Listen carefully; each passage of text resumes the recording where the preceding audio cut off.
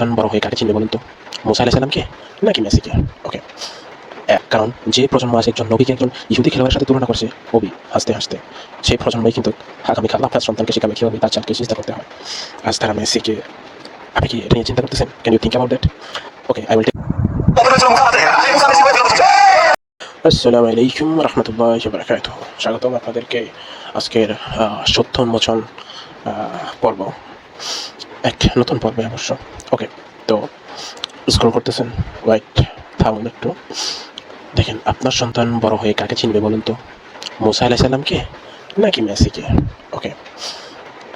কারণ যে প্রজন্ম আজ একজন নবীকে একজন ইহুদি খেলোয়াড়ের সাথে তুলনা করছে কবি হাসতে হাসতে, সেই প্রজন্মই কিন্তু আগামীকাল আপনার সন্তানকে শেখাবে কীভাবে তার চালকে সিজদা করতে হয়। আজ তারা মেসিকে, আপনি কি এটা নিয়ে চিন্তা করতেছেন? Can you think about that? Okay, I will take.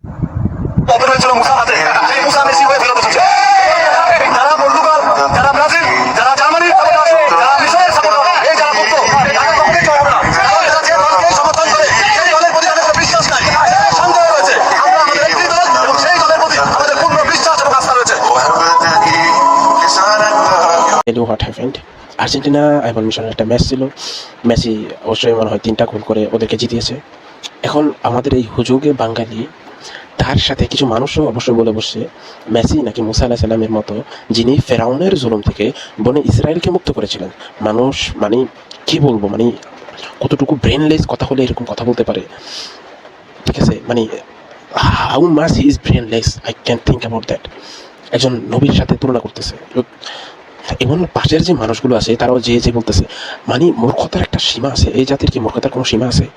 আমি বুঝতে পারতেছি না। এবং সে এমন কনফিডেন্সলি বলতেছে, মনে হচ্ছে যে কোনো বড় কিছু করে ফেলছে। আস্তাগফিরুল্লাহুল আযীম, আস্তাগফিরুল্লাহুল আযীম, আস্তাগফিরুল্লাহুল আযীম। দেখেন, মুসা আলাইহিস সালাম যিনি ফেরাউনের জুলুম থেকে বনি ইসরায়েলকে মুক্ত করেছিলেন, ঠিক আছে, আর এই মাথামোটারা বলতেছে, ভাবুন, মুসা আলাইহিস সালাম যার সাথে আল্লাহ নিজে কথা বলেছেন, যার মজেজার অভাব ছিল না, যার লাঠি সাপ হয়ে যেত, যার এক লাঠি আঘাতে সমুদ্র দ্বিখণ্ডিত হয়ে যেত, ঠিক আছে, আল্লাহ রাসূল, যিনি আল্লাহর একজন রাসূল ছিলেন, আজ তার তুলনা করা হচ্ছে এক ইহুদি খ্রিস্টান কুকুর শ্রেণীর লোকদের সাথে। আস্তাগফিরুল্লাহুল আযীম। যেটা যেটা এটা কোনো তুলনাযোগ্য বিষয়। আস্তাগফিরুল্লাহুল আযীম। আর সবচেয়ে ভয়ঙ্কর কথা, এই তুলনা করা মানুষগুলো কেউ পাগল না, কেউ অশিক্ষিত রাস্তার মানুষ না। এরা আমাদের সমাজের সাধারণ মূর্খ বলতে পারেন, শিক্ষিত, সো কল্ড অফ শিক্ষিত সমাজ, ঠিক আছে। এরা নিজেদেরকে মুসলিম দাবি করা মানুষ, হ্যাঁ, মাঝে মধ্যে জুমার নামাজ পড়াও মানুষ, ঠিক আছে। তো দাজ্জালের এই প্রভাব থেকে তারা কীভাবে বাঁচতে পারবে, যখন তারা এই একটা ফুটবল খেলোয়াড়ের প্রভাব থেকে বাঁচতেছে না? দাজ্জালকে, হুইজ দাজ্জাল? রাসূল সাল্লাল্লাহু আলাইহি ওয়াসাল্লাম বলতেছেন, দাজ্জাল আসবে এমন একটি ফিতনা নিয়ে যা মোকাবিলা করার মতো ঈমান আজকের মুসলমানদের নেই। নেই। কিন্তু ভাই, দাজ্জাল তো এখন আসেই নাই। এখনই তো আমরা তার পায়ের ফিতনার, অর্থাৎ সেলিব্রিটিজম, পূজা, অন্ধভক্তি, বিচারহীন অনুকরণের সমাজেই মাথানত করে ফেলছি। যে মানুষ আজ একজন খেলোয়াড় আর একজন নবীর মধ্যে পার্থক্য করতে পারে না, দাজ্জাল যখন সত্যি সত্যি মিথ্যা মুজিজা নিয়ে আসবে, তখন সে কি করবে? সিজদায় পড়ে যাবে, ওয়াল্লাহি সে সিজদা পড়ে যাবে। ব্রাজিলের যেই আপনার এই যে জার্সির ভিতরে যে বাল দেবতার যে মূর্তিটা আছে, ওইটাতেই তারা দেখে শুনে, কেউ বুঝে কেউ না বুঝে গায়ে দিয়ে ফেলছে। আশ্চর্যের বিষয়। আর কাফের দাজ্জালের মাথাতে শুধু কাফের লেখা থাকবে, ওয়াল্লাহু আ'লাম। এদের ন্যূনতম জ্ঞানটুকুই নাই। ওয়াল্লাহি দাজ্জাল যখন সত্যি মিথ্যা মুজিজা নিয়ে আসবে, তখন সে কি করবে জানেন? সে সিজদায় পড়ে যাবে।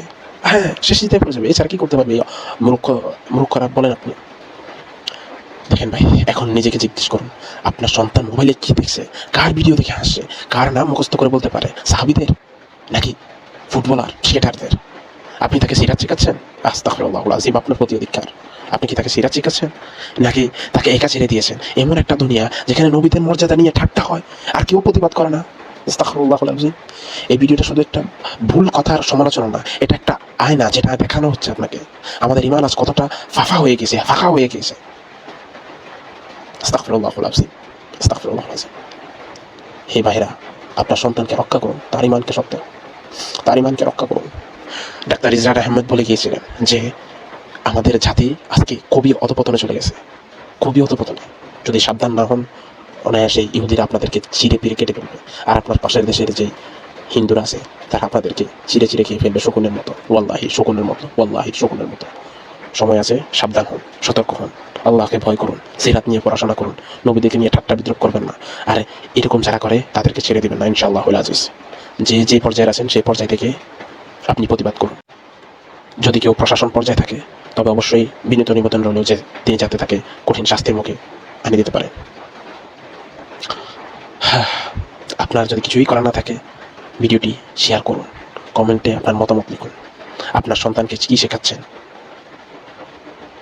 কারণ আজ যদি আমরা না থাকি কাল তার জ্বালা আসার আগেই আমরা। আসসালামু আলাইকুম রহমতুল্লাহ।